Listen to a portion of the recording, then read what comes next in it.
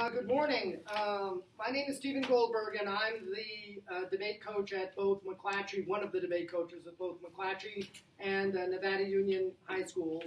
And today we're going to do a little seminar about judging high school debate. The first part of the day, I'm going to do a PowerPoint, sort of an overview of how to judge debate and what policy debate is. And then after lunch, we will do a sample debate, a demonstration debate that will have a lot of time to talk about what's going on and hopefully give you an idea of what's going on and talk about how we might judge a model debate like that. Questions are very good, and so please ask them. I like them. I realized coming over here this morning that this is my 20th year coaching high school debate. I just can't leave. I just love this activity. I debated myself in college, and I judged some during law school. I'm a lawyer most of the time when I'm not doing this. And I started coaching high school debate, and I just can't leave. It's just, for me, one of the great activities anywhere. And so I hope I can give some of you all an idea of the flavor of what's going on.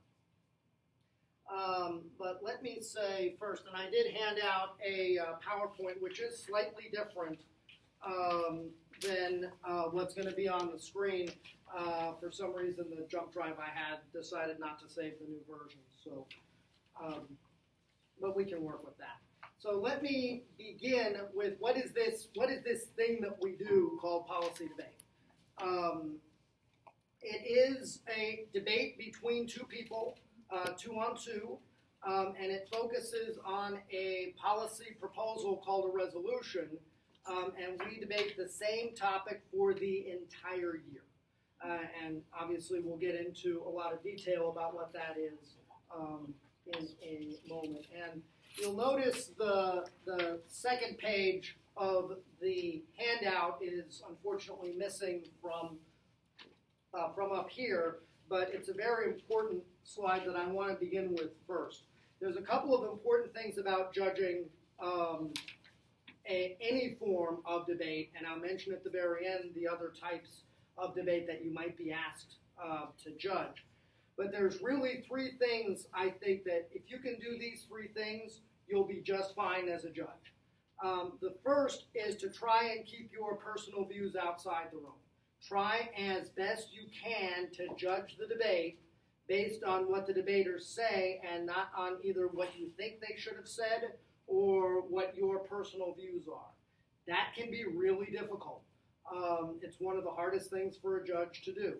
You may think this year's topic, as you'll see, is about U.S. policy towards China.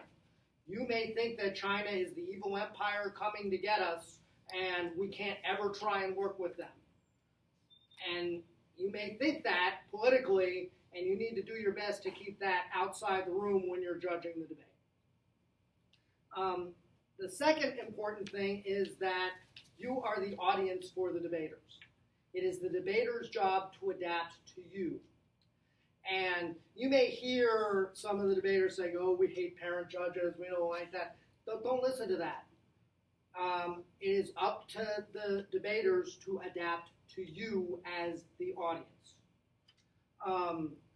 The way to do that is to be honest about your judging experience. Tell the debaters, look, I'm in my first year debating, I'm a parent, I never competed myself, I've just had a little bit of training, and then it's up to the debaters to adapt to you.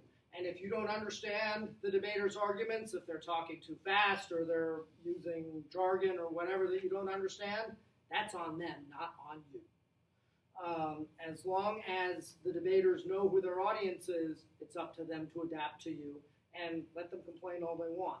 One of the great skills for me in this activity is learning how to adapt to your audience, and people need to learn how to do that. So if you can do those things, you'll be a fine judge. So, is there a third? That was two. No, that was free. Was it? Personal views, judge the audience. Be honest about your experience.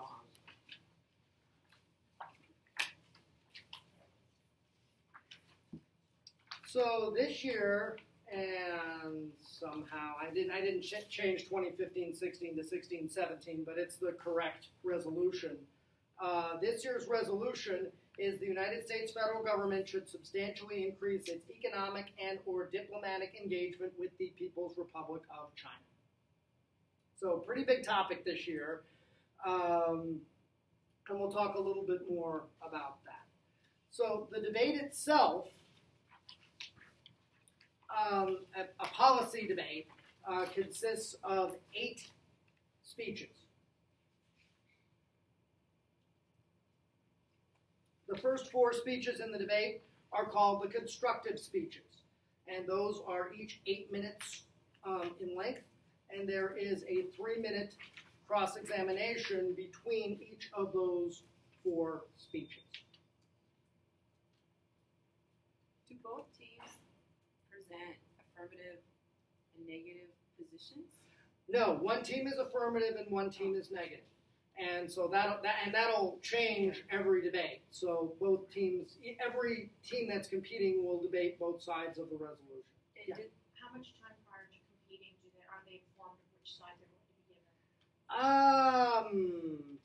given? 5-10 minutes. But I mean, they've been preparing the whole year, so it's not a surprise.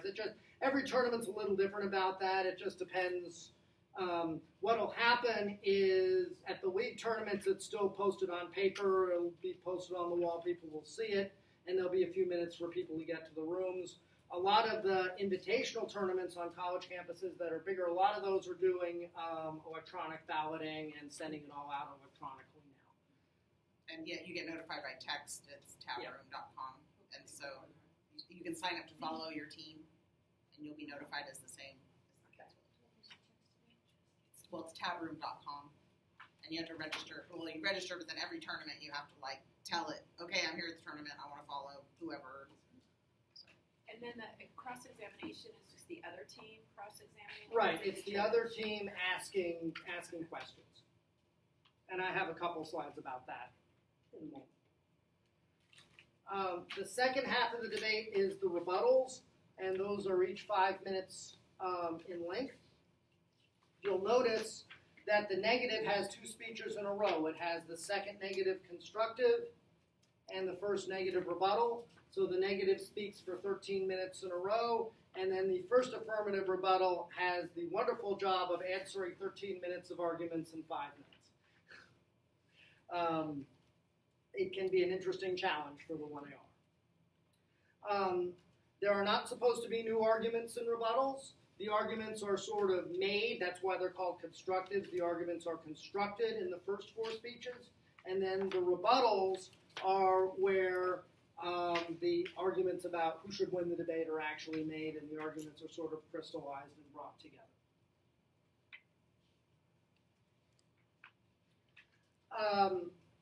Each team in the course of the debate has preparation time between the speeches. And that is, it depends which tournament it is, how long that is. For the local league tournaments, it's 5 minutes.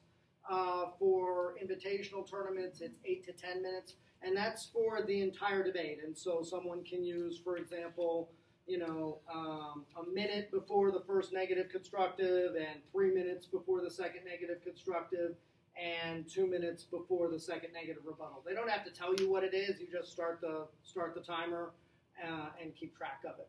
And then when they're done with prep time, they have to stand up and start talking. Yes? I've noticed some of the novice teams are a little less organized, which is completely expected. But sometimes you have to prod them and say, are you taking prep time? Because they will just sort of start wandering, trying to figure out their stuff. And you have to remind them, it's prep time, we're timing you, so that they get it in their head that they've got to be organized. It's just a reminder, because the newer students aren't always able to keep track of that. It's completely you can do that. Sometimes I'll just start running prep time, once the cross-examination is over. But it's certainly not a bad thing to say, prep time is starting or something. Right, just let them know so they're just let them know.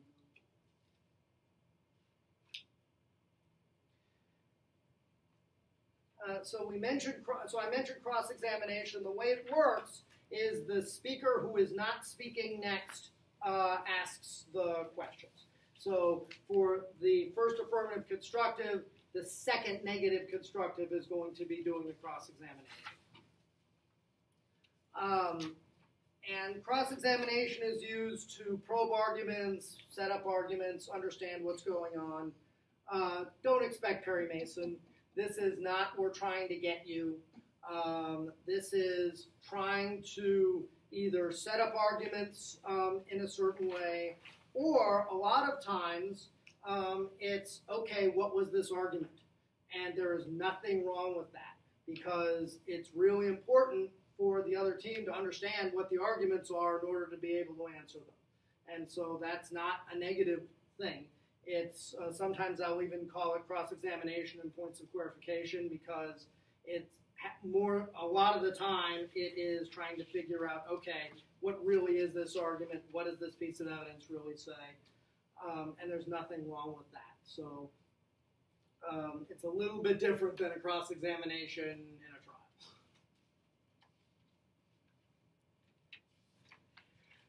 The way that arguments in a debate round are put in a policy debate round, it's different with some other forms of debate, but in a policy debate round is that they are constructed with what we call evidence.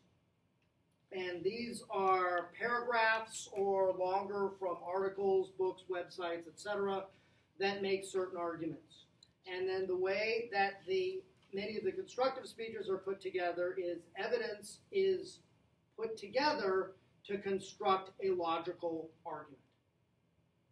And the evidence is what is read in the speeches. And let me show you if I can actually get this to work. And of course, that is not what I want to do. Any Mac people here who can tell me how to flip between, maybe it's this, hold on. Oh no, it wasn't that. So to toggle through, you press This and the tab key. command Tab you to the next application. Or you can hit the launch pad to travel. do So the, where are you trying to get to? I'm trying to get to Try. Word. Okay, so there's Word. Oh, this must be behind it. It might think it's behind it.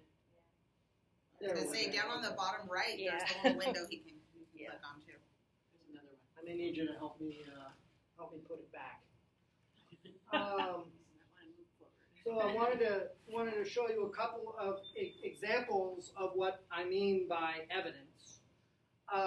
Here's an example. I just took a couple of things that I did over the summer. This is evidence in support of an argument that China isn't really going to rise and isn't really a threat to the United States. And you can see there is a tagline. This is sort of a one-sentence description of what the evidence is. This is the source of the evidence. And what's actually going to be read is the yellow highlighted part, because we're trying to get a lot of information out, and stuff that isn't as relevant to the argument we won't, the debaters probably won't read. It'll be given to the other team, and if there's something there that the other team can use, they certainly can. So in a debate round, someone will read the tagline, will read generally just the last names and the year. The entire source is there if people want to make arguments about it, and then read the evidence. Just the yellow highlighted excerpts? Yes. Okay. That's what will generally happen. The judges don't see that. No, judges don't see this. This is what is read in the round. And then the judges take notes on everything? Yes, and we'll get to the way of taking for you to be taking notes in a few slides. Yeah. Well, when you get into the more advanced rounds, I've heard judges ask to see the evidence. Certainly, and yes. So what I think is the right thing to do is just read the yellow highlights. Like, as a judge, we should be judging on what they say, and sometimes they don't read even all the highlighted part if they're running out of time. Mm-hmm. So it's a little challenging as a judge. You don't want to overread, but occasionally I've asked to see a piece of evidence when I was really confused about it. Sure. So and that's legitimate to do. I mean, if somebody says they've read the entire yellow highlighting and they didn't, that's a different problem. Right. Which hopefully none of us will have to worry about. You will sometimes hear a piece of evidence referred to as a card. That's sort of a reference back to days when I was still debating, that we had these on 3x5 index cards, and that was what was actually read. And then it sort of got transferred onto 8.5 by 11 sheets of paper. Now the vast majority of it is electronic, but still the idea, the name card has not gone away. And so sometimes you will hear it referred to as a card. I certainly will still do it as force of habit. And here's another example. It's from the same source and from the same article, but a tagline, the source, and then the yellow highlight. So the debater can actually read from their iPhone what their argument is? Generally, it's from the laptop. A laptop. Yeah, absolutely, and that's what the debaters will do. It may look a little funny. What we used to do, though, is all of this was on paper, and you need a lot of this to be able to be a successful debater, and we used to store it in 12-gallon Rubbermaid tubs, and people would bring 4 or 5 tubs to a tournament. And so, as funny as it is to be sitting in your computer and reading like this sometimes, it's a whole lot better than carrying around 5 Rubbermaid tubs. So we'll take it. And a coach like me standing over a copy machine for days to make sure everything was copied. Andrea and then Allison. Oh, well, do you want to tell them about the trading of evidence? Because a lot of other forms of debate don't do that with the flashing. I'll get, when I get to other Okay, forms, okay. That's at the end. Okay. Yeah, Allison. I judged the novice team that their coach did not allow them to do anything electronically. They Oh, had cards, they had tubs, and it was like this the whole debate. They would read and they would pass it Yep. to the other team. So There's I still a could few have it. teams that will do that. There's still a few teams that'll do that, but you know, I mean, we used to spend thousands of dollars a year on copies alone, and so I'm very happy that we don't have to do that anymore. Now, can I get back to the PowerPoint? I'll show you. You just need to select the slide on the left-hand side. There it is, I got it. Yeah, just click on the one you want. And I need to go back to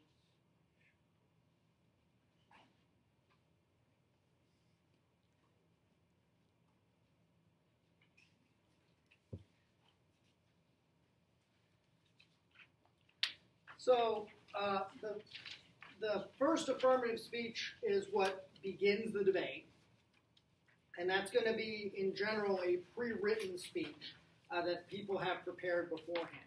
And in that speech, there is the plan. And the plan is, in general, the focus of the debate. There may be at some higher levels some debates about that, but for right now, don't worry about that. Except for the moment anyway, that there's going to be a plan in the 1AC, and that the focus of the debate is whether the plan is a good idea or not. And this is going to be some sort of concrete plan of action that the affirmative is saying, this is what we should do. The United States federal government should substantially increase its diplomatic and or economic engagement with the People's Republic of China by negotiating agreements for exchange of green technology, for example. And I'll have an example of a 1AC momentarily. But the purpose of this slide is just that plan is going to be in the 1AC, and that is what the focus of the debate is going to be, whether the plan is a good idea or not. So I know you were saying that they keep the same topic or resolution or whatever for the whole year. So does this plan, they adopt one in the beginning and they use the same one if they're on that side of the argument? No, they can change it during the the plan year. can change. So Oh, yeah. Okay. So Yes. just so you're not listening to the same, as the coach, you're not going to hear the same thing. Seems like over and over And things will be changed. every team's going to do something a little different. And it's sort of up to the debaters. If they find something that they really like, and that's winning, we'll stick with it for the whole year. If not, maybe we'll change up. What I like to do for new debaters is I'll give new debaters something at the beginning of the year so that they can just focus on standing up and talking and not worrying about writing these types of arguments. And then as the year goes on, we'll have new debaters write something themselves. That may or may not be different, who knows? But that's what I like to do as a coach. So one way of looking at a policy debate is called the stock issues. It's not the only way, but it's an easy way to begin looking at a policy debate. And it's 5 different things that the affirmative should do in order to win the debate. These are 5 things that the affirmative should win. First is we call significance and harms. Does the affirmative say there is a problem that needs to be fixed? Inherency, the way I like to think about it, I think the easiest way to think about it is, has the problem already been fixed? Or is the problem going to magically fix itself?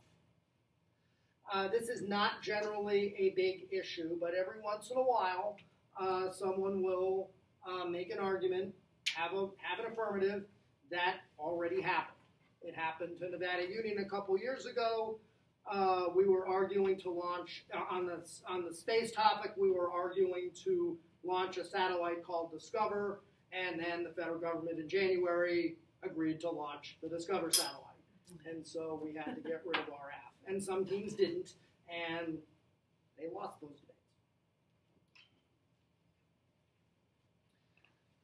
Solvency asks, does the plan fix the problem?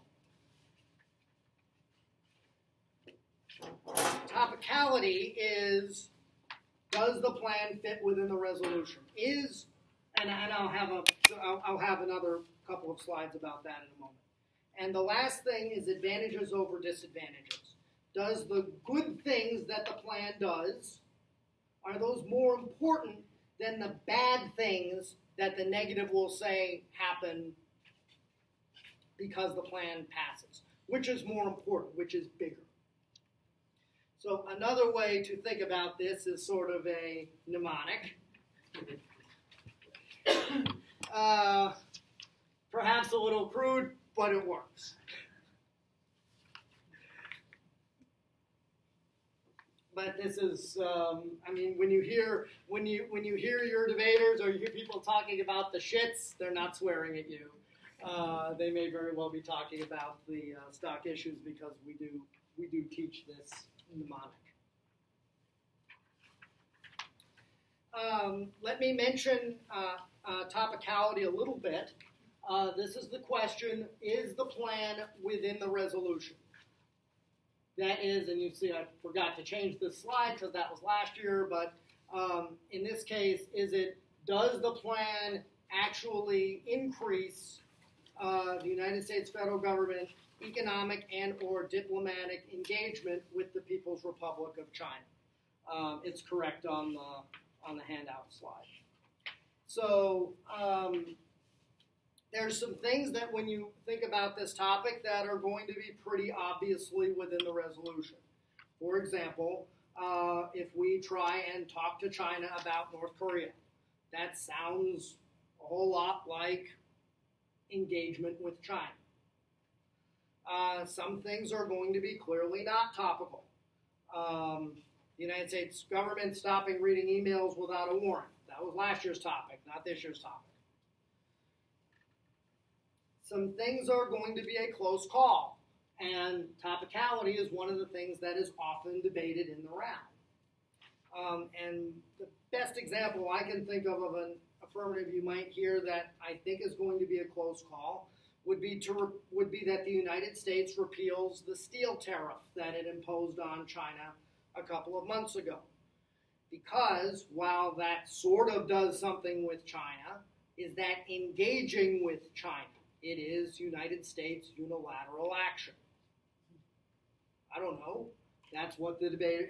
If a team were to read the steel tariff half, that would be a debate that could happen in the round. Is that really engagement with China?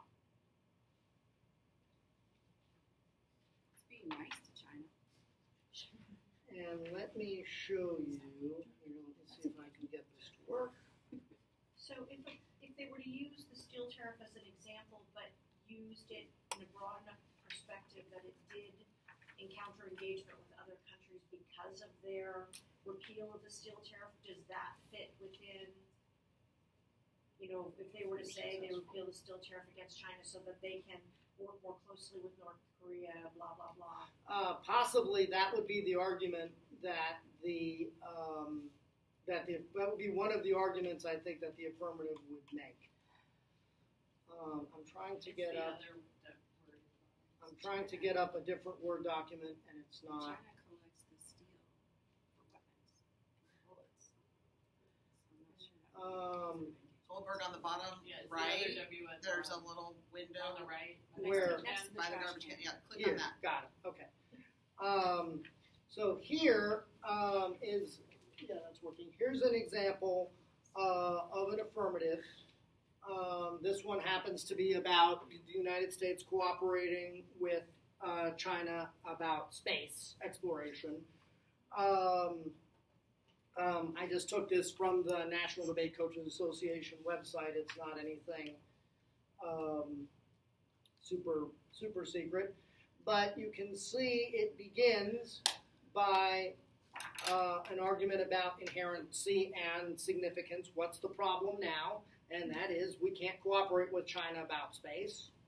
And you can see here that this argument is cards, pieces of evidence strung together to make the argument. And these are all the reasons why things are bad now. And a couple of advantages. One is this will help United States leadership. And there's an argument as well about stopping space debris because that's going to be bad. And then here's the plan. The United States federal government should substantially expand its engagement over civil space cooperation, including joint space debris removal with the People's Republic of China. And then the argument about solvency, why this will actually fix the problems that the affirmatives say exist. So again, this is going to be pre-written pieces of evidence put together to make at least what we hope are logical arguments to begin the debate. And then this affirmative and the plan is going to be the focus of the debate. The negative will say, will make arguments, why is this a bad idea? Why shouldn't we do this? Yeah. Do they use the same argument throughout the whole tournament, and then do they, amend those as people poke holes in their argument? Absolutely, yeah. The day? Absolutely. And if they hear a really good 1AC they like, they steal it. Yeah. Oh, really? Absolutely. Okay. Absolutely. They're usually working between rounds the whole time, Oh, okay. modifying stuff on their files. Oh, okay. So the argument is kind of presented like a issue paper or something like that. Because I was thinking the plan was like the first thing they said, but it's not. It sounds like it's they identify what the issues are, some of the problems that are happening, and then it's how to fix it. Here's the plan, and then supporting things to support the In plan. general, yes. I mean, there's no particularly set way. A team could begin the 1AC with what the plan text is. There's not an absolute set format. But they can't change their position completely, even if they're altering their plan throughout. Or can they? In a debate, in a single round, no. In a round, this is your argument. But between rounds, anything can happen. I mean, you can read an affirmative a couple of times and realize, gosh, this isn't going to work. We didn't think of that. We better throw that in the garbage can and try something else. That plan kind of looked like the goal of the plan, but there weren't any steps to the plan. In general, the plan text is a little bit higher level than that. We don't worry about things like how the plan is funded or how it's going to get past Congress or something. No, but even to execute that, shouldn't there be a little more about the execution of the plan? That's where the other team pokes yeah. holes in them, and they're like, well, wait a minute, your plan's not going to work because you have to let the other team say that. Oh, because if they don't, then Right, if they don't, they missed it. So it comes back. This is the next, you're going to get another shot. And it's at that level. But if they don't, you don't get to do it on your own. You have to take what they give you. You don't want to point out your disadvantages until somebody else points it out for you. That's right. Guaranteed they know. And let me, one thing I didn't mention is we do have, and it's a good point. So is this, in the real world, quote unquote, is this really going to happen? Who knows? But we have an idea in debate that we call fiat, which means that we just assume that this will pass. And what that lets us do is just debate whether this is a good idea or not, and not debate about, will this ever come to the floor of Congress and ever get voted on, and if it won't, then we shouldn't vote for it. We don't want to worry about that. We want to actually worry about, is this a good idea? Should we really have space cooperation with China? I'm a project manager, so I'm always So I would argue policy would be better if it was informed by the real world. But Now you know why you get frustrated. So we're trying to be a little bit higher level and not worry so much about those types of things. I like those assumptions. They never work for you, Give me a moment. Give me 1 second. you were really working in a job where you're excuse me. Yeah, where's the follow-up? Project. Absolutely. These are the idea people. Yeah, That's not their problem. these are the idea people. Okay. So I'm looking forward to this. Yeah. See, they're the bosses at Dilbert. Here you go. There we go. Yeah, map the flow is really important. That's how you get projects. So there's a number of things that once the plan's been presented, now it's up to the negative to say something, and there's a number of things that the negative can do. The first is the negative can say that's not topical. That's not that whatever the affirmative said, that plan, that's not actually increasing engagement with the People's Republic of China. That's something else. And that's a debate that'll happen. The second thing that can happen is a disadvantage. Why? An argument that the plan does something bad. And that can be any number of things. I think what you might hear on this topic is things like if the United States increases engagement with China, that Japan will get mad and it'll ruin our relations with Japan. That's an example of something that I think you might hear. There might be, for the affirmative I just presented, there might be some reasons why space exploration is a bad idea that someone could make. Oh, because they can do surveillance or something. Increase their surveillance on us. Sure. Okay. Sure. A third thing that can be done is something called a counterplan. This is an advocacy saying we should do something that's different than the plan.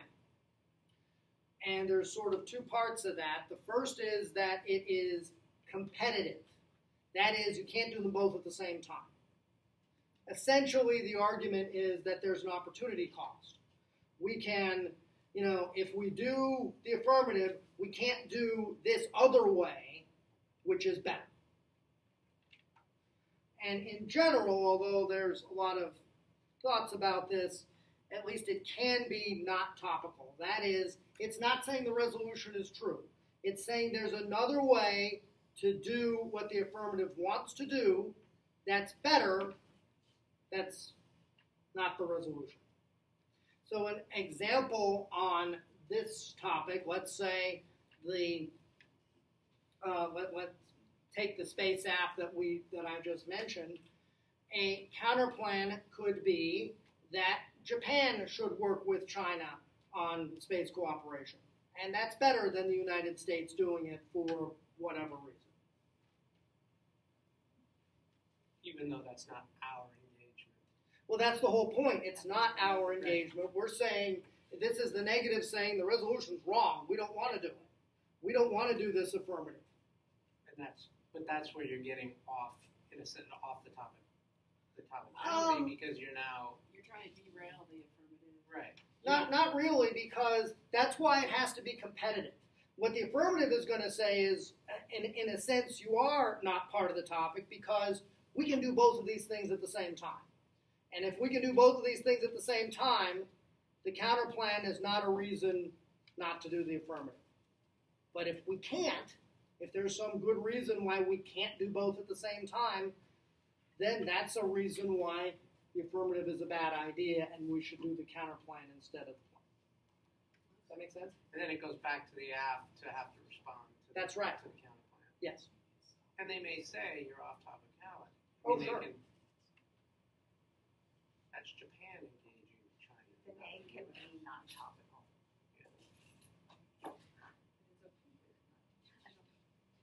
Goldberg, can you go back to that last? That's like the last point that it can be non-topical. So the counterplan can be non-topical, which means the neg is allowed to do that. Right. Not the app. That's right. So what does the app do at that point? I mean, do they continue with theirs, or do they now have to focus on whatever the neg said? Right. So the negative, when it presents a counterplan, will say a couple things. So they'll say that Japan should do the plan. And they'll say that's better than the affirmative because that won't ruin the United States' relations with Japan. Japan won't decide to remilitarize if Japan does it instead of the United States. And the affirmative will come back and say, hey, wait a minute, we can do both of these things at the same time, and if we do both of these things at the same time, Japan won't care. But what if the affirmative says the topic is the U.S. should engage with China, not Japan should engage with China? Well, that's the whole point. That the fact that the negative is making an argument that is outside the topic is exactly why they're saying they should win. The topic is wrong. The affirmative is wrong. The United States shouldn't engage with China. Japan should. So that's exactly the point. But then the app. I mean, do they then go down the path that says, well, Japan is a more important ally than China? Sure, whatever? Absolutely. Okay. But it's just changed the whole debate. It does change the whole debate. That's right. And the app. The app has to go there. Pretty much, yeah. Interesting. Isn't there some sort of rule about if the app can have any holes poked in any one of the stock issues of their plan, they've lost? Yes. That is one way It of only has to judging. be one leg of the table gone. That's right. That is they would one lose way the whole of debate. judging a policy debate is to focus on those 5 stock issues, and unless the affirmative wins all 5 stock issues, the negative wins the debate. So if the app puts up a plan that says to actually engage with China, and then the next quote, here's this evidence that says that NATO will kick the U.S. out and nobody will do trade with them or whatever else. They go, that's you can't do that. That's the argument that'll happen in the debate round. That's the argument. And if they stick to that same path plan, you as a judge could say. Well, we'll get to how you adjudicate the debate at the end. On the page where you had the negative options, where it says Yes, that didn't make it in here. I just want to mention, I don't want to spend any time on it. I just want to mention that there is this other possible type of argument that I hope you won't hear, at least initially, you more than likely will not hear in league rounds. It's called a critique, and it's a philosophical challenge to the affirmative. don't worry about it. I only flag it that if you're in a debate round and somebody makes an argument like that, they're not crazy. There is such a thing, and It may just sound crazy. and just do the best you can with it. Well, I mean, the arguments themselves could be a little bit different. How's that? It is a thing that. Sometimes they'll ask. I was going to say, sometimes the advanced teams will ask the judge, do you take critiques? Or I don't know how they Like, phrase it. Yeah. Only if you Right. spell it And properly. just say, don't use them. You know, If they do anyway. And I think, when you tell them, look, I'm a parent judge in my first year or two of judging. They're not They gonna should do put it. that They aside. should be able to figure it out. And That's again, what if they should can't, adopt to you. that's on them. Yeah. That's on them.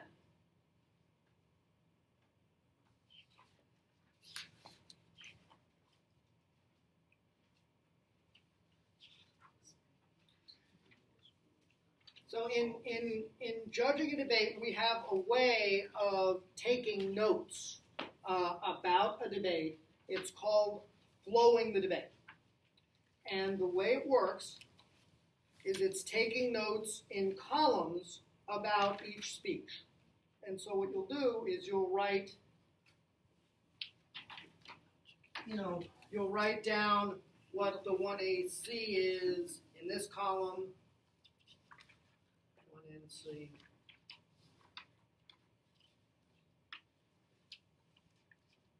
Etc. And you'll line up each of the arguments, each of the different major arguments with each other so you can compare them at the end of the debate. What I did was I brought a couple of samples that I hope will make this make a little bit more sense. These are all flows that I did. I will freely admit that my flows are some of the messiest things imaginable. Don't even try and read what the actual words are. You won't be able to. You'll notice they're in two colors. I always flow the affirmative in one color and the negative in another, so that I can tell at the end of the debate. I hope I have enough here. And again, this is just to show the format of what I'm talking about. I may not have enough, so you may need to share a couple of these. Are you supposed to explain why you chose one debate team over the other at the end? Like, do they ask them So take a look at that for a second. And you can see several things that I do. I put each major argument on a separate sheet of paper. So each major part of the affirmative, inherency, advantage 1, advantage 2, solvency are all on separate sheets of paper. If there's a number of negative arguments, say a topicality argument and 2 disadvantages, that's 3 pieces of paper.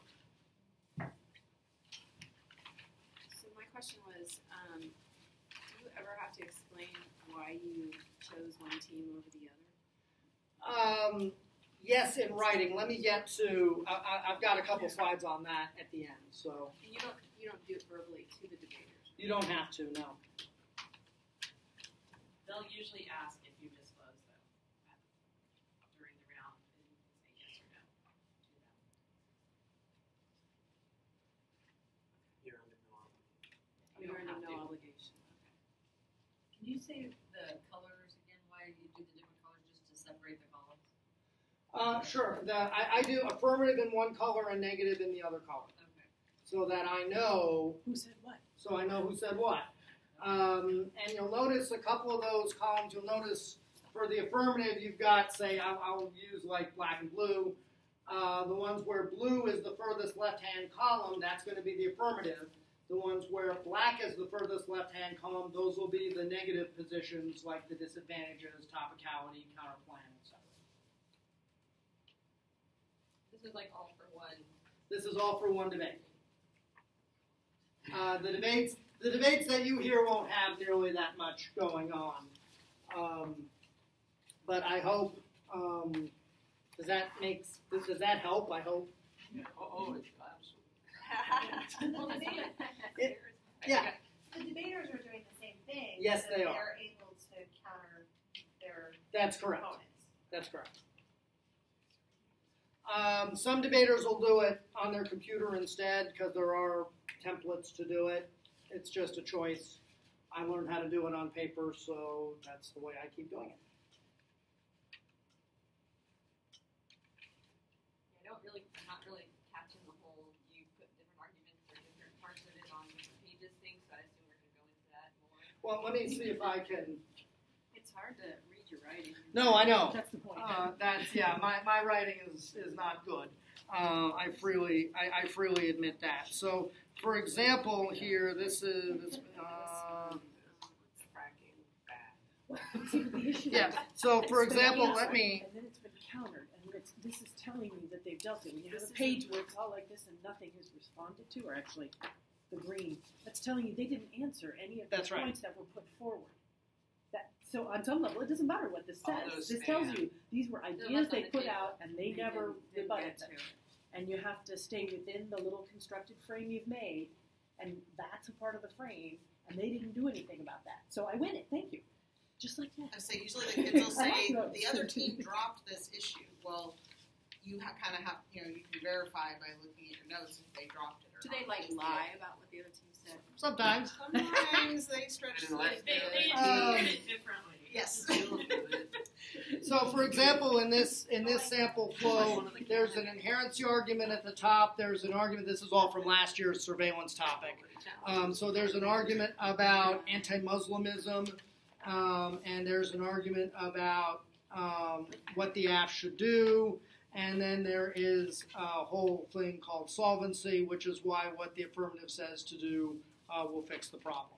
And the negative makes two major arguments. There is a critique, and there is what they call a plan flaw argument. So it's only those, that's all there is in this particular debate. But you kind of kept those 5 points, put them on Different sheets of paper, yes. For example, here's the critique argument on one page, here's the plan flaw on another page. The critique turned out to be a major part of the debate. It wound up going on to a second page because I write really big. But don't worry, you're not going to encounter critique. But yeah.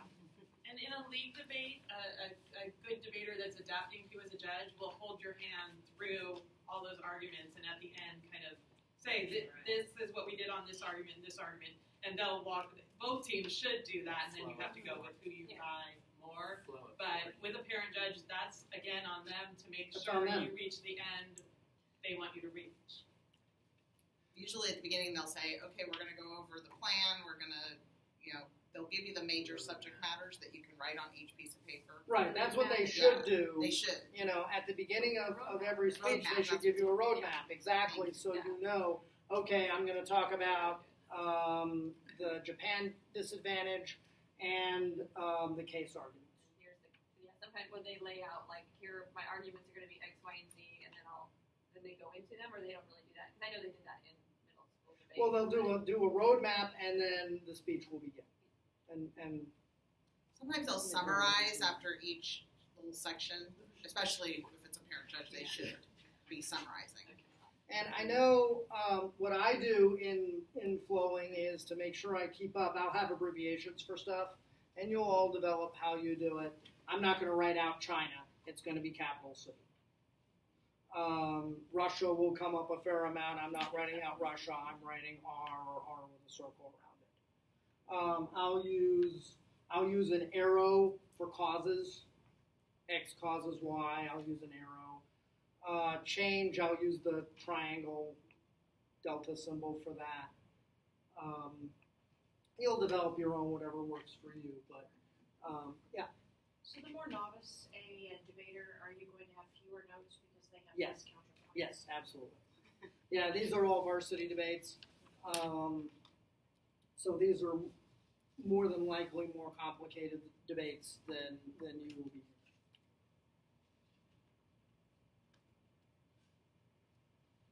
Who are the other judges when we say parent judges? So there's coaches that judge as long as their students aren't doing it? Or Right. Students? Students or current college students or former debaters will come back and judge. Yeah. Now, like anything else, debate has developed its own jargon. And so you will hear sometimes debaters use words that, for people who aren't experienced, probably shouldn't be happening. They should be speaking English instead of debateese. But it doesn't always happen. So I wanted to alert you to a couple of terms that you might hear that hopefully will make a little more sense when you hear them. I already mentioned a card, and that's a piece of evidence that I mentioned already. We've heard a couple people mention the term drop. That is when the one team is saying the other team didn't answer an argument. And if that's true, if there's an argument that is dropped, not answered, at the end of the debate, it is assumed to be true for purposes of the debate round if it's not answered. You might hear the term link. That is X causes Y. That is, you'll hear the link to the disadvantage. That is, why does the affirmative cause whatever the bad thing it is? United States engagement with China causes Japan to be worried and want to remilitarize. That's a link. An impact is a bad thing that happens. So with the same disadvantage, the plan will cause Japan to remilitarize. If Japan remilitarizes, Japan will go to war with somebody. It causes World War III. That's an impact. Impact is never positive. More than likely. Impact is more than likely a bad thing. If you have two teams and one is like incredibly rude to the other team, do you dock them points? You can. Again, let me get to actually adjudicating the debate. I've got that at the end. Yes. How many judges per round? Just one? It's one for preliminary rounds. At invitational tournaments, there'll be 3 in elimination rounds. So the rounds for the top teams that are actually debating to win the tournament, there'll be 3 in those. I sometimes, for an impact, will call it the boom, whatever the bad thing is. Doesn't always have to be that. It can be things like racism or sexism or various other bad things in a more social way as opposed to people dying. But it's a bad thing. So I mentioned fiat already. Again, this is the magic wand that we assume the plan happens. And it's really so that a debate can happen. You might hear the term turn. This is an argument that one team makes that says, hey, actually the opposite of what the other team is saying is true. So let's take the Japan disadvantage. A turn could be one of 2 things. It could be either actually the United States engaging with China will help our relations with Japan. That's a turn. Or it might be Japanese remilitarization is actually a good thing. You, of course, wouldn't want to do both of those at the same time. That would be a problem. But that is a term. Then they would need to go back and support that, right? Yeah. Explain why. And then you might hear the term extend. And this is when a debater is saying, okay, an argument made in a previous speech, let's continue that throughout the debate.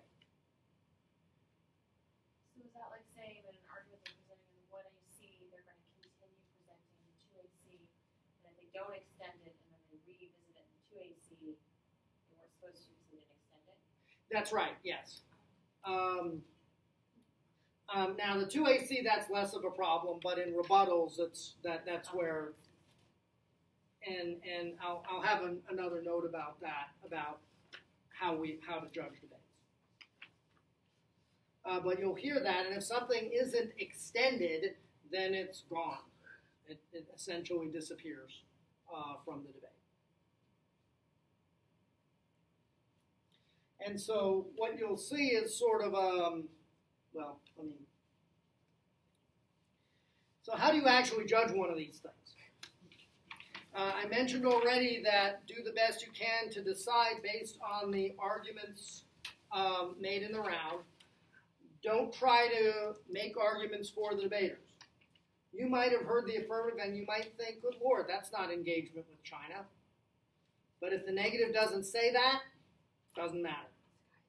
Don't worry about it.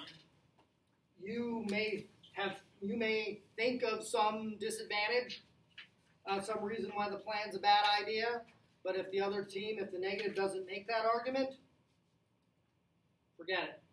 So it's based purely on what is stated to you? Yes. I mean, very, very, very rarely when there is something that is absolutely wrong, but it's almost never. I've done it once in 20 years. Why did you do it? And I did it, and I warned the debaters at the beginning of every round on that topic because it's the area of law I practice in was the topic. I said, be careful, you'd better tell me, you better be right.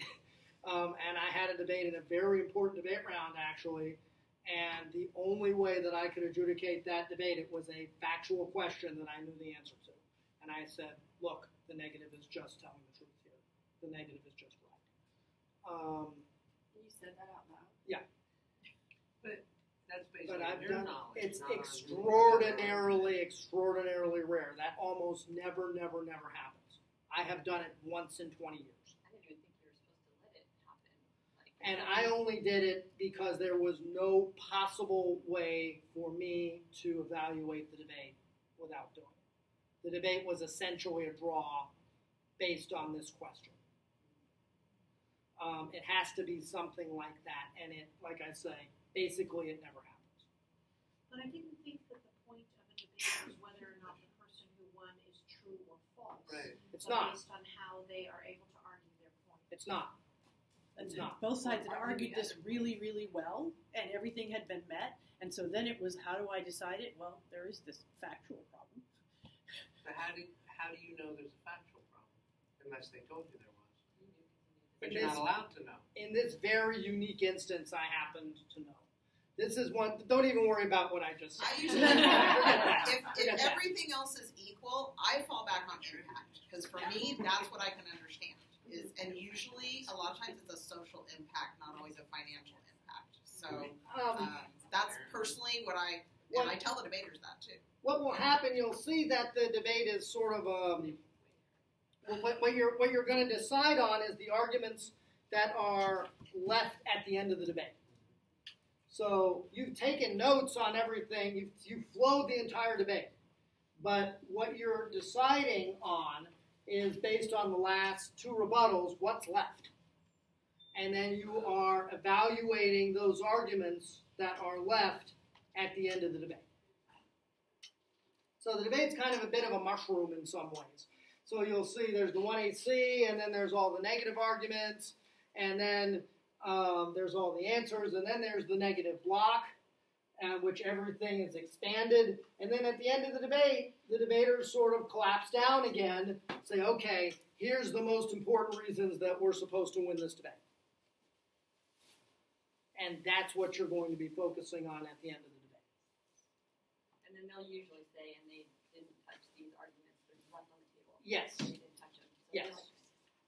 and they're not always right when they say that. Sometimes they No, actually. no. You may look at your flow, and this is one reason why you're flowing.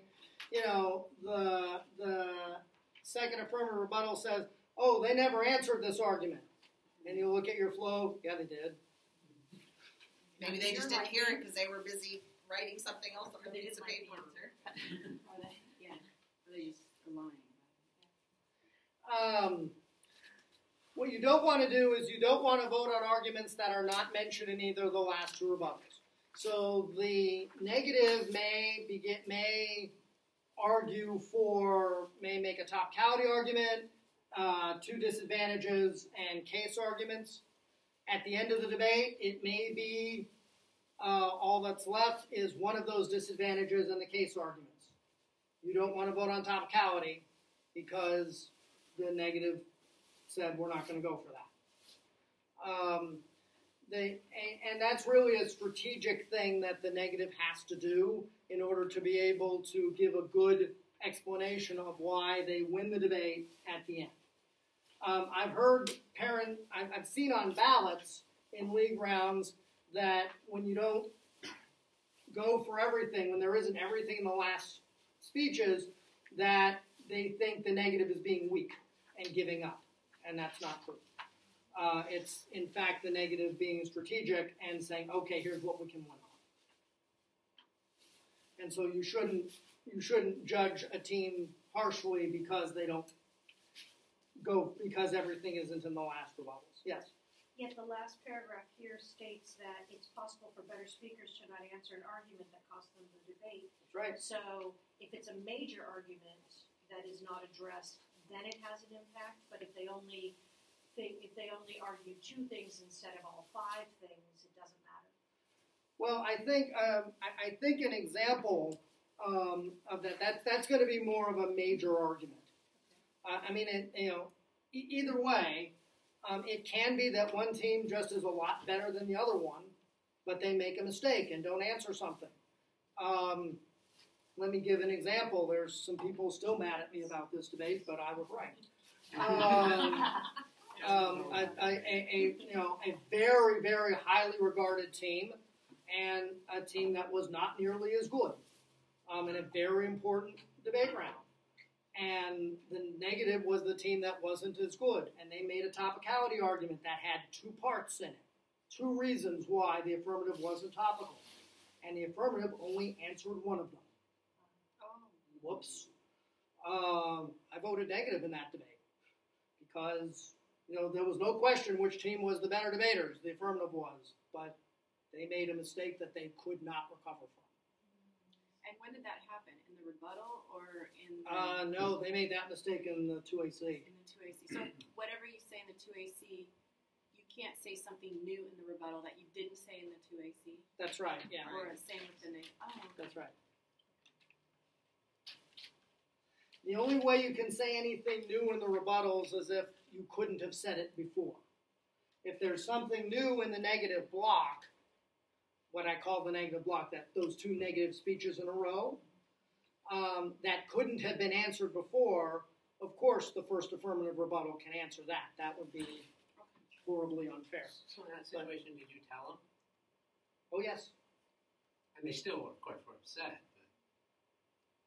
But I think they realized it, but they were in debate mode and they were not going to they give were, an inch. Yeah. That was what we get from our children It's always the judge's fault. Yeah. But the judge is always right. So. One other note, if the negative wins that the AF is not topical, that's one thing that means the debate is over. It doesn't matter what else has happened. Topicality, if the AF isn't topical, that's it. If it's not topicality, again, you're going to be weighing what's left at the end of the debate. So the negative might win that there is a risk that the plan will hurt U.S. relations with Japan. The affirmative might win that going to space is really good for U.S. leadership and it'll stop space debris. And you're going to have to look at the arguments about why one is more important than the other, why one is a bigger risk than the other, and try and figure out, again, based on what the debaters said, which is more important and which is bigger and which should win. Do you flow through the cross-examination too? You can. I generally don't, but you can. Sometimes cross-examination will be brought up in the speeches, and so you can. Okay. As a judge, I guess that might actually help you understand the was going to say, I Yeah. like the cross-examination Yeah. because it helps summarize stuff for me that I may have not totally gotten in the. So let me, because there was a jump drive problem, I'm gonna, if you can look at the paper PowerPoint here. I've got a slide here for the video about how to judge a debate and how to write your ballot. But let me look at. So there's a couple things you want to try and do when you're writing your ballot. And when I say writing your ballot, the way you're going to do your decision is on a handwritten ballot in the league rounds. For some invitationals, they're doing it electronically now, so you can just type it in and email it. But either way, what you want to do on your ballot in making your decision is you want to focus on the arguments made in the debate and why you are voting based on those arguments. Something like I vote AF because the affirmative solves global warming and that outweighs the risk of economic collapse. Based on the evidence. Based on the evidence. And you can go into more detail than that if you want. Sometimes I will be like the Goldberg evidence is really good and persuasive for this whatever reason. The Hernandez evidence is not quite as good. Sorry, Mark. And do you say on the ballot, the negative didn't address the 3 affirmative points on top? Yeah, so you Yes. can get that descriptive. Yes. Yes. What you don't want to do is I voted AF because the AF sounded better. That doesn't tell anybody anything. You certainly can make comments on speaking style, something like, hey, the 2AC was not clear, things like that. Have they voted on articulation? Well, let me. If you can't understand it, you can't flow it. That's right. That's how it's important in 2 ways. The first is if you didn't understand the argument because it wasn't clear, you can't vote on it because you don't have it. The other thing is speaker points, and I'll say something about that in a second. What you really want to try and do is avoid personal comments about the debaters. I mean, if a debater was really rude or something in the debate, that's one thing. But try and avoid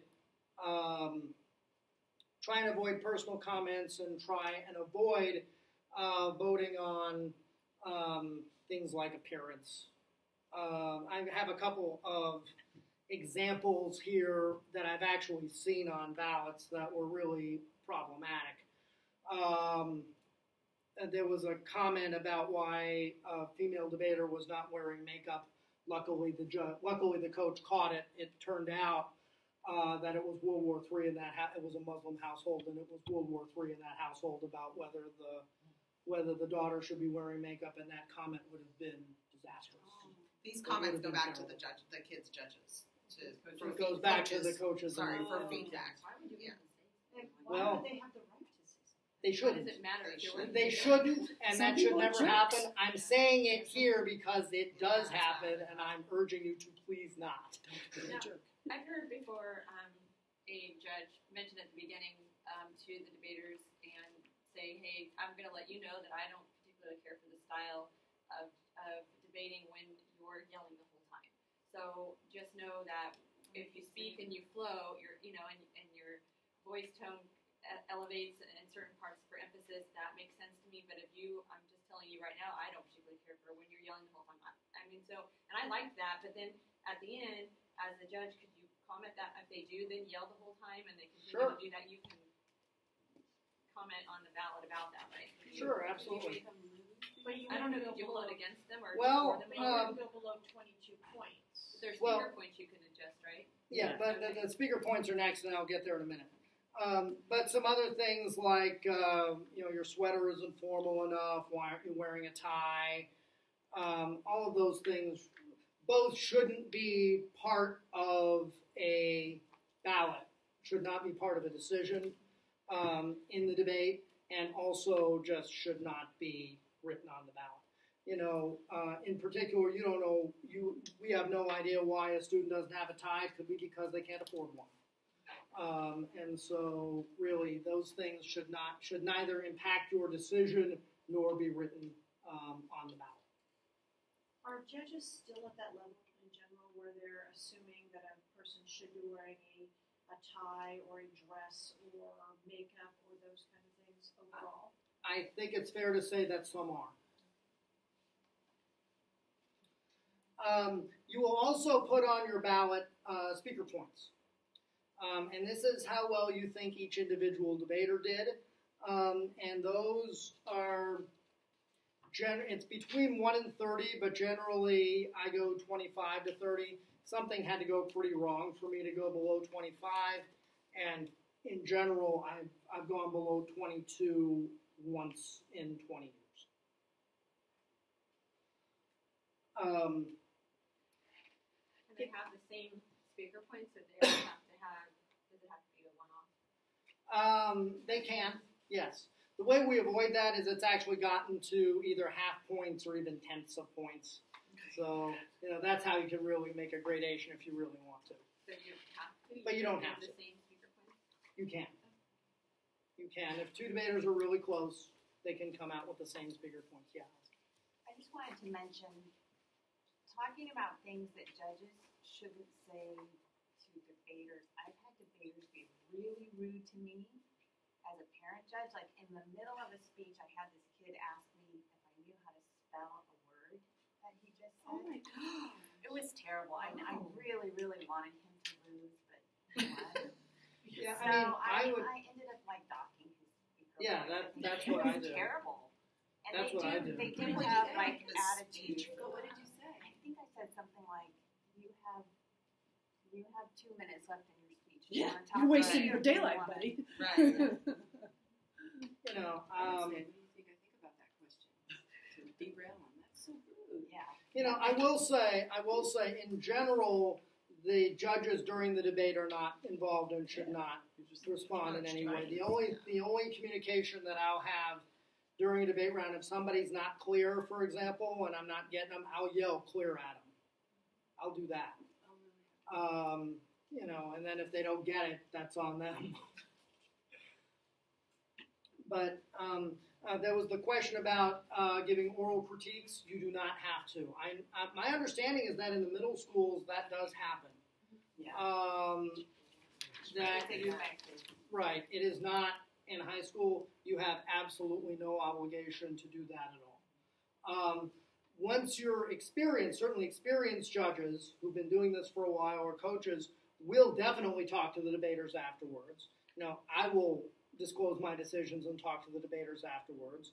And from sort of the flip side, from a coaching perspective, that is some of the best learning that debaters get, is when they get immediate feedback from a judge about what has happened in a debate round, and some of the best ways that debaters can learn. And so we encourage that. But for all of you who are new judges, you have absolutely no obligation to do that. I think that's way too much pressure on you to do that. No, you do not have to do that at all unless you really want to. So we don't have to disclose either. No. Right. No. And in league rounds, you're actually barred from doing so. The league says you're never supposed to do that. And in part, I think that's because it's a pretty tight schedule, and we just don't have the time. With the speaker points, is there an outline of, because I know in middle school, because obviously the speaker point rating was a lot different, but they actually kind of had that matrix that. Yes, it's on the ballots here too. There's a little, if you want to use them, there's little check boxes. That kind of tell you if they're this and this is the quality, then it falls within this, range or no? Yes. Okay. Yes, and that is there, yes. I intended to do if I can get online, I can bring up a sample ballot during lunch and show it to you. Are they automatically disqualified for using profanity? Not necessarily automatically, but I think there's two things about that. I think if you've got a real problem with it, it's not necessarily wrong to do that, but I do think you need to look at it in context. There may be some situations that it's appropriate given what the argument is. Not likely in league rounds, but there are some critical arguments, for example, that may involve some language that's a little coarse.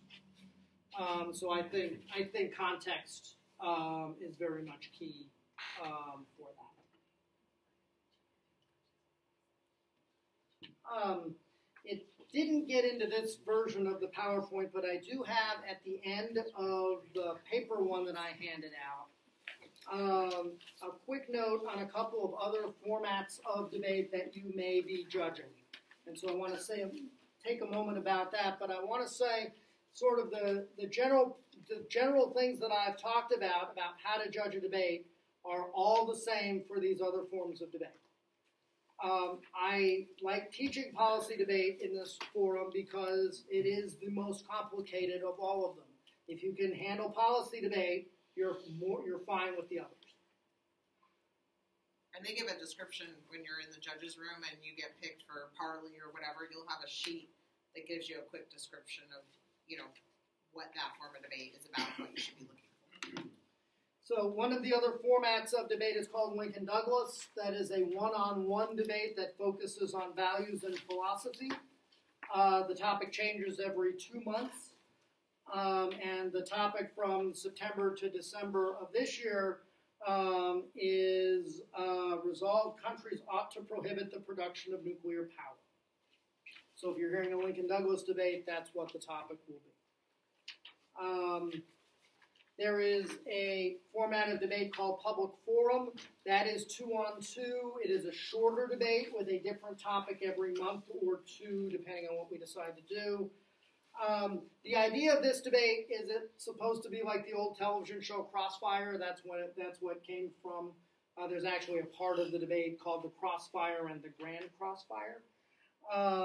And it actually started as, it was initially called Ted Turner debate because Ted Turner gave a bunch of money to start it. And so the topic for the beginning of the year for public forum is in the United States, public K through 12 schools, I think I wrote it wrong, the probable cause standard. In the United States, public K through 12 schools probable cause standard ought to apply to searches of students. And then the other form of debate that you might hear is called parliamentary debate. That is also a 2-on-2 debate, but it is a different topic every single round. Students are given the topic 20 minutes before each round, and they have 20 minutes to figure out what they're going to say, and then the debate happens. So it's like extemporaneous speaking, essentially. Kind of, sort of, yeah. I mean, there's a lot of thought that goes into it, a lot of preparation that goes in beforehand, but it is to a great extent extemporaneous.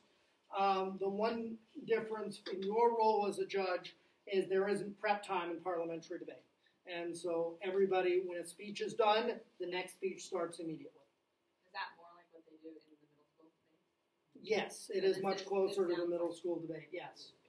I know there's given topic areas, I think, for the middle schools for periods of time, but what middle school does is a form of parliamentary debate that is called World School. Parliamentary, it's 3-on-3. And so high school parliamentary debate is a little different because it's 2-on-2. There are actually a few high school tournaments that do World School parley, but that parliamentary debate at the high school level is the closest thing to what is done in middle school.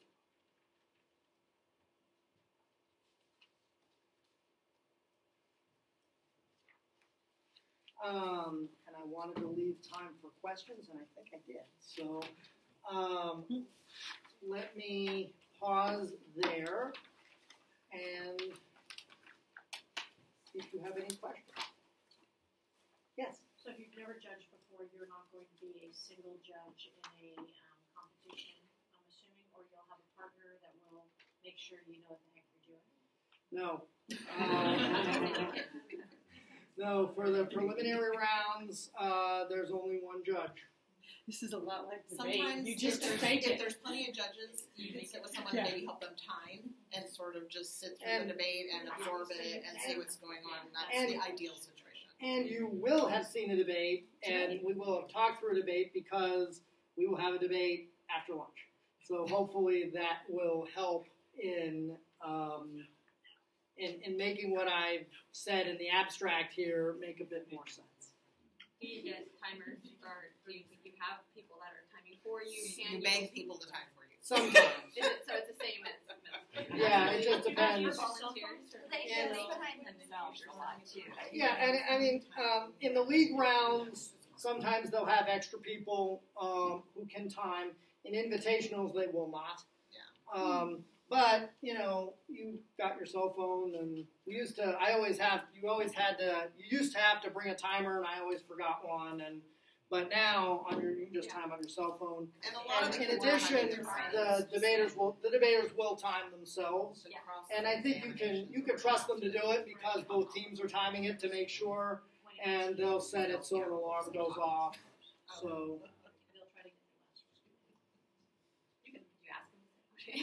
you can certainly ask them to time. You time yourself and Oh, put an alarm on absolutely. there so that it goes off. The, and that you're the cross-examinations I've found is the little place because they get very excited and they're talking and then somebody will ask a question and the 3 minutes will be up and you just have to say, okay, that's it, time. You have to, if they're finishing answering a question, I let them finish, but you can't let them start anything new if it's like 5 seconds to being done.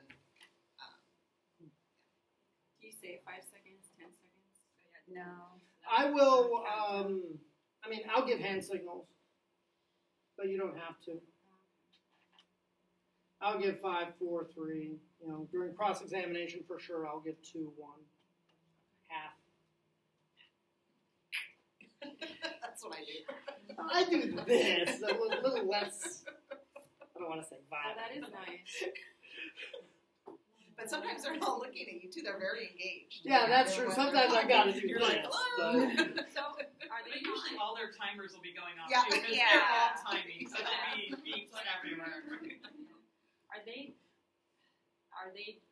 telling you as the judge? Are they speaking to you, or are they speaking to themselves? Because I know in middle school they're speaking to the judge and they're doing that, but are they? Is it They different? should be speaking to the judge. Okay. I'm assuming when it gets heated, though, they're actually speaking to the other person that they are trying to make their point with. Shouldn't, but sometimes happens. You should be included in the conversation. I mean, they should be looking at you at one point or another. Yeah. Would you mark someone down if they were not engaging with the judge?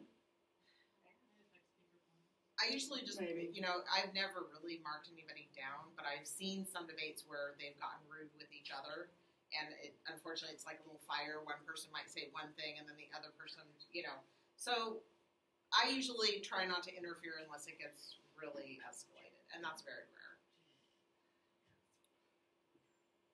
But common for a little bit of firing. Exactly. Yes, they're going to be fiery and fired up and all that, but sometimes it turns just a little. And usually they modify themselves. They're aware. They want to They're be. wasting their own time. They need don't be want to getting be rude evidence out. and degrade the debate down to that. That's not what it's about. It's about being respectful and listening to the other, and they're just trying to win the argument. Do they do heckling and PYs and stuff like that in this? No, it's that's a good question about the question was for parliamentary debate. Do they do heckling and points of information? Yes, points of information. Heckling is banned in high school parley. I know it's allowed in middle school parley, but in general, heckling is banned. And certainly, there's nothing like that in policy debate, and there's nothing like that in any form of debate other than parliamentary debate. Or just is expected to have no reaction to either side of the, are they expected to? Do we have to have a poker face? Yeah, that's basically what I'm asking. I'm gonna be staring at my Not notes. necessarily. I mean, it's probably good to try and do that. I don't. I mean,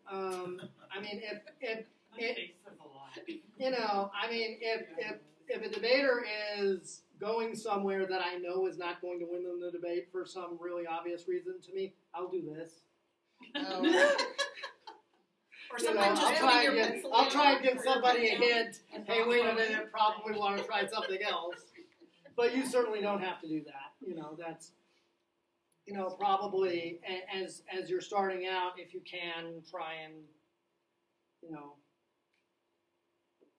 not give away what you're thinking is probably better. I have Yeah. Can we give him our money so he can get food? I'm getting hungry.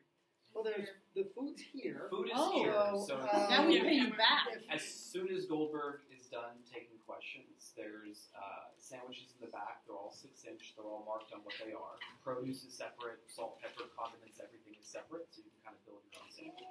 We're just letting Goldberg finish up the questions and make sure we answer all of them. Yeah.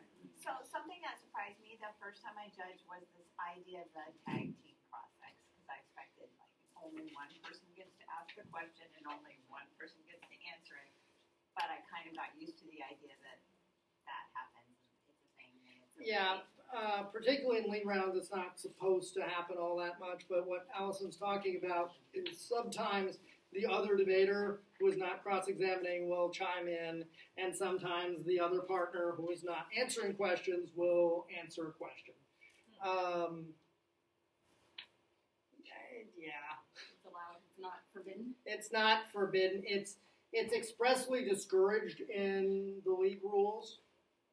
But can they queue? Can they queue in? Like, Sometimes Yes. I'll ask at the beginning, do you mind if we do tag team cross X? When it bothers me is when the person who's supposed to be answering questions answers literally nothing, and their partner who's sitting down Yeah. answers every single question. To me, that's like, okay, why is the person even standing there? Because they are supposed to be the one, it's supposed to be the opposite person who just talked. So if it gets to where it gets that far, it kind of frustrates me, and I'm not even sure. I've never said anything, but in my mind, it's kind of like, well, why is that person not answering? Like, they never got a chance to answer because the other person always talked. And then when the other person got up and did their cross-ex, they were the one talking as well. So Do you put notes like that on the ballot? I will. And occasionally during the debate, the other partner will say something. It's very highly discouraged, but every once in a while it's understandable. Like, for example, it's the 1AR and there's still a topicality argument and there's 30 seconds left and it's clear the 1AR forgot about it. When the other partner yells, go to topicality, that's okay. But if the other partner is sort of feeding a whole bunch of stuff and That's frustrating too. that's not good. because novices probably freeze at some point. Oh, sure, absolutely. And we need to understand, I've sometimes, and that's a good point about ballots, I've also seen sometimes some sort of negative things like, why are you here? Why aren't you prepared? Please don't do that. No, Particularly for novices, we really should try and be as encouraging as we can be. Everybody's really, particularly the novices who are at the first tournament or two are really nervous, and things are going to go wrong. And, So you're looking more for constructive feedback on the Yes. Yes, for sure. Yes, This very is what much you so. missed. Consider this for next time. Yes. Or like there was this, this argument they made, and did you think about this? Maybe just throw it out to them because maybe they can use that in their next round. If you can help them That's in any perfectly way. fine. And also good things you can say Yeah. on the ballot. Yeah, 2AC sounded really good. I really like this argument.